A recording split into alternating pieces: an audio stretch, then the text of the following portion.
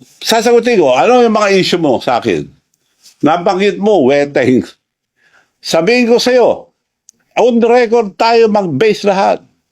Kung gusto kong weteng, panahon ni GMA, madami akong makukuha. May kinunaba ko masisa, magtanong kayo sa mga may ng STL, yung mga nagpapaweteng nung araw, doon sa bayan, sa probinsya ni Presidente. Wala akong kinuha. Kung interesado ko, ang dami mong nakuha. O, yun ang sagot ko sa weteng. Ano pa ang issue? Ang dami mong binabato na hindi totoo. Ano pa ba yung mga issue niya? PCSO. PCSO. Ikaw nagsabi yan, ha, girl? Miss Claire Castro. Ikaw nagsabi, ano ba meron dyan? Bakit yun ang gusto mo? Bakit yan? Direktor. Bakit pinagpipilit mo direktor? Hindi ko po pinagpipilit.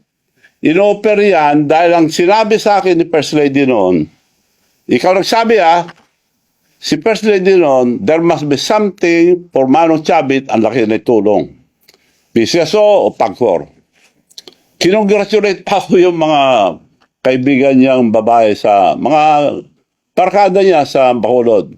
Manong, congratulations, binigay na pala sa yung PAGCOR. Oh, mabuti naman para ibigay ko sa mga mayors ako para ang dami tumulong kasi. Hindi rin binigay siya. Okay lang, nagtabog ako. Mag-antay pa rin ako. Antay. O kung hindi, PAGCOR, PCSO, wala rin. O, ito na. Nagtampo ba ako? Hindi. Antay pa rin ako. Pinag-antay ako. Antay pa rin. Pumunta sa bahay ko si Melionaryong Robles. Chairman ngayon ng PCSO. Milyonaryo na raw. Kaya tawag ko dyan, Melionaryong Robles. Pumunta sa bahay. O, Manong, gusto kitang tulungan. Ganito. Ibibigay ko sa iyo ang... Magantay ka lang. Antay. Oo. Bibigay ko sa iyo ang Laguna at Batangas. So, salamat naman para maibigay ko sa mga mayors na tumulong. Nung ibibigay na, tapos na antayin mo lang na matapos ang kontrata, nung tapos na, kinausap ako. Kailangan kausapin mo sa taas. Bakit? May instruction sa taas na bibigay sa iba. So, sino? Yun daw, doktor niya at saka meron pa. Hindi ko nasasabihin yung iba. Sosyo sila. O, nagantay ako, nagtampo ba ako? Antay pa rin ako. Antay lahat ang sinabi. 3 taon na ako pinag-antay. Antay Marcos na ako. Pinag-antay ako So, yun ang sagot ko sa PCSO. Wala akong interest, girl, sa PCSO. Director lang. Na sinasabi mo, interest. Anong pinag-interesan mo dyan? Sila nag-offer niya, director lang. Dahil yun ang bakante noon.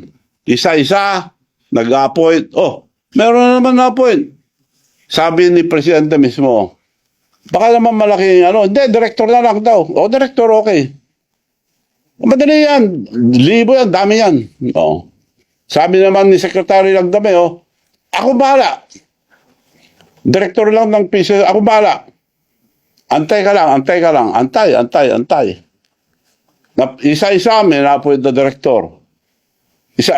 Tawag na naman ako. O may na-appoint na, wala naman. Akong bahala, Manong. Antay ka lang. May na-appoint na naman. Nagkita kami, akong bahala. Makantay ka lang. Hanggang napuno. To cut the story short, napuno. Ayun. Hanggang ngayon, wala. So, wala silang isang salita. Kaya ikaw, girl, dapat